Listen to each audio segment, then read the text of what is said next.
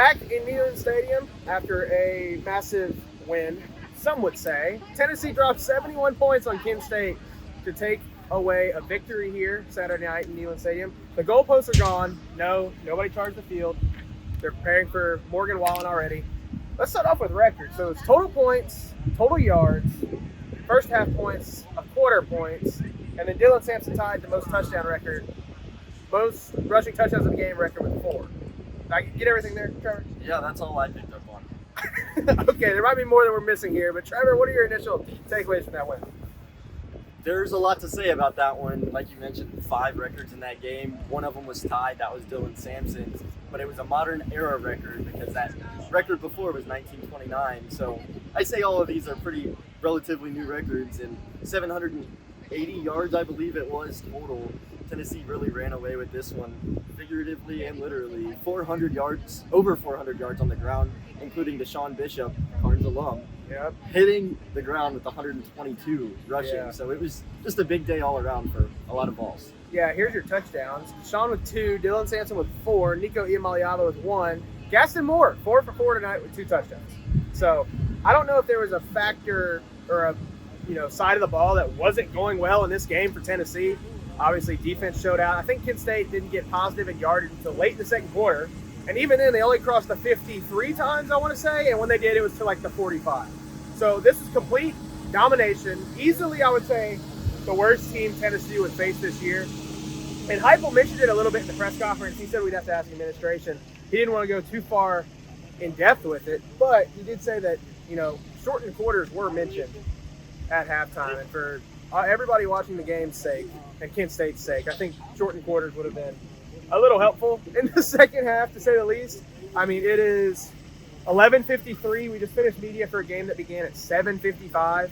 All in all, brutal showcase of football here. Not an aspect that I saw that Tennessee did poorly on, Trevor. Yeah, we've kind of decided that we're going to mix grades this week because no everyone grades. would come out with an A+. And frankly, I don't think anyone's going to need to read the fact that Tennessee put on a 71-0 show and everybody did great.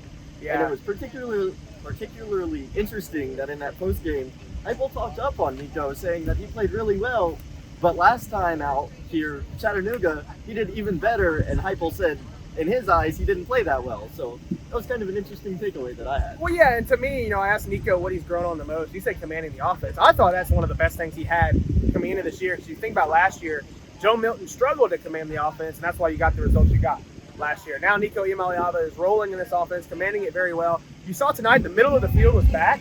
He was threading needles in between Kent State defenders. Everything we say is asterisk with yes, Kent State, but he was threading needles in between Kent State defenders and looked really well operating the offense today. Good reads, good checks at the line. Heupel pointed out a play that also, isn't the best for Nico, who finished today. Who finished 10 for 16 today. And one of the throws was he had a sidearm throw that he overthrew. Heupel pointed that out in the press conference, like, hey, that's probably the only thing that he didn't like because he was fundamentally in the wrong spot. Besides that, everything to me looked good for Nico. The play I think of is that bomb he threw to Chris Brazzell that was just hung. I mean, you can hang clothes on that throw, how well it was. It was a 53-yarder to take a 23-0 lead with 5 minutes left in the first quarter. So, also some injury updates, some housekeeping. Heupel said Lance Hurd and a couple other guys were held out for precautionary reasons. Could have went. I assume probably would have played if this was next week at Oklahoma. But since it's Kent State, one of the worst teams in the FBS, if not the worst team in FBS football, those guys didn't play. So we'll be quick with the takeaways today. Like you said, nixing grades. His gamer story is already up. By tonight's end, we'll have 5 defining plays. There were a lot of plays, but the 5 defining moments of this game, one would say. Also, records. We'll have a complete list of all the records broken because there's a good bit of those, especially in the modern era. For those who remember the 1929 football team, I'm sorry. Those records still stand, but they're not in the modern era. So we will not talk about those. Trevor, parting thoughts before we head west, like Manifest Destiny.